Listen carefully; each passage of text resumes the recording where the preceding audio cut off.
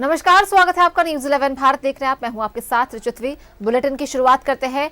सबसे पहली खबर दिल्ली से, जहां झारखंड कांग्रेस प्रभारी गुलाम अहमद मीर की पार्टी नेताओं के साथ बैठक। जहां झारखंड प्रदेश अध्यक्ष राजेश ठाकुर, ग्रामीण विकास मंत्री आलमगीर आलम मीटिंग में मौजूद है। लोकसभा चुनाव को लेकर झारखंड में बची हुई सीट पर उम्मीदवारों को लेकर चर्चा की जा रही है।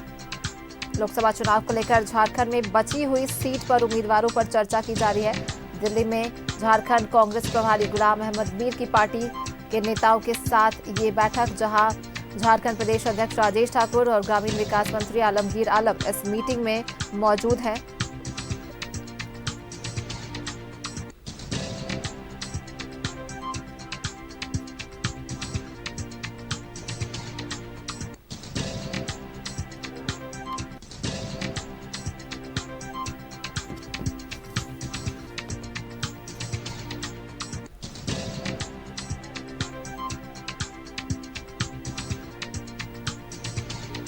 दिल्ली में झारखंड कांग्रेस प्रभारी गुलाम अहमद मीर के साथ बैठक हो रही है, जिसमें आलमगीर आलम और राजेश ठाकुर मौजूद है। लोकसभा चुनाव को लेकर ये बैठक, जहां झारखंड में बची हुई सीट पर उम्मीदवारों को लेकर मंथन।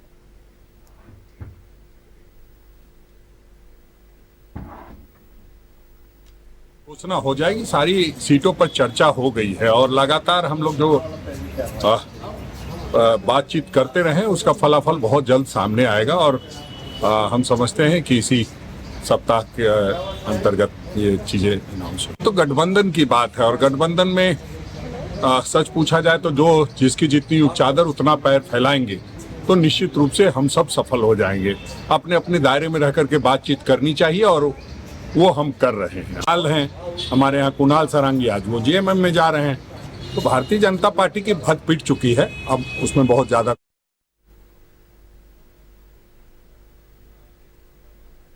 और हमारे सहयोगी अमर हमारे साथ जुड़ रहे हैं। अमर, देखिए, ये जो बैठक हो रही है, जो बैठक हुई, इसमें राजेश ठाकुर और आलमगीर आलम भी मौजूद रहे और कहा जा रहा है कि इसमें बचे हुए सीटों पर उम्मीदवारों को लेकर मंथन हुआ। क्या कुछ इस बैठक में हो रहा है?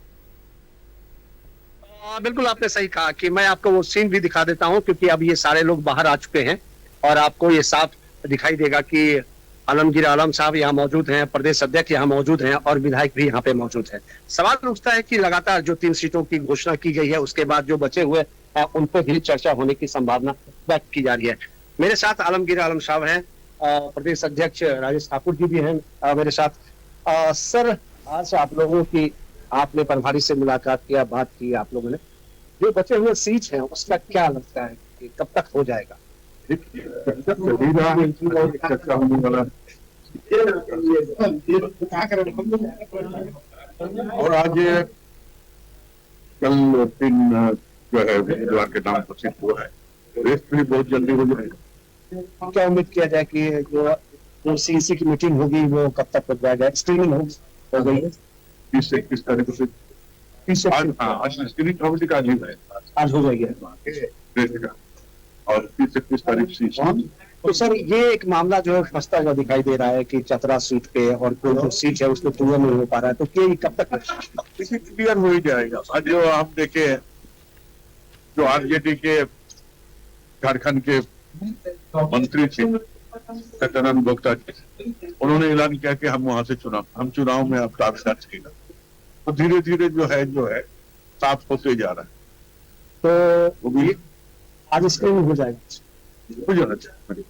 आज स्क्रीनिंग हो जाएगी। जो 4 सीट बचे हुए हैं उसके बाद जो है ये फैसला लिया जाएगा कि आखिर झारखंड में उम्मीदवार कौन होंगे 4 सीटों के ऊपर। कहा यह जा रहा है कि 30 या 31 तारीख को सीईसी होगी 4 सीटों पर और 31 तारीख को शाम तक ही जो है ये डिक्लेयर हो जाएगा जो बचे हुए 4 सीट हैं उस पे आखिर कौन चुनाव लड़ेंगे। क्योंकि मीटिंग ये समाप्त हो गई है, प्रभारी भी बाहर निकल चुके हैं, राजेश ठाकुर और आलमगीर आलम, और खुद जो यहाँ पे झारखंड से कई नेता यहाँ पे आए हुए वो भी बाहर निकल चुके हैं। तो अब सवाल उठता है कि 4 सीटों के लेकर के जो मारामारी है उस पर क्लियर हो जाएगा।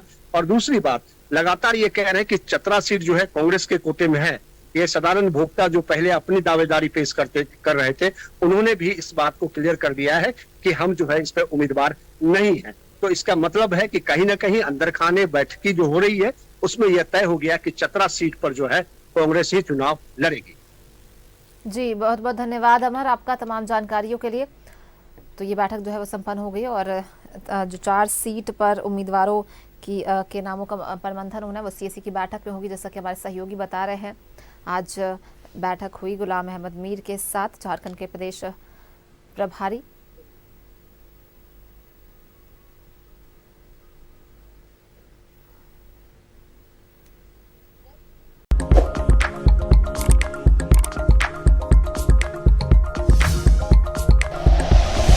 Like and share videos, subscribe करें हमारा चैनल और प्रेस करें बेल आइकॉन। न्यूज़ 11 भारत, सच है तो दिखेगा।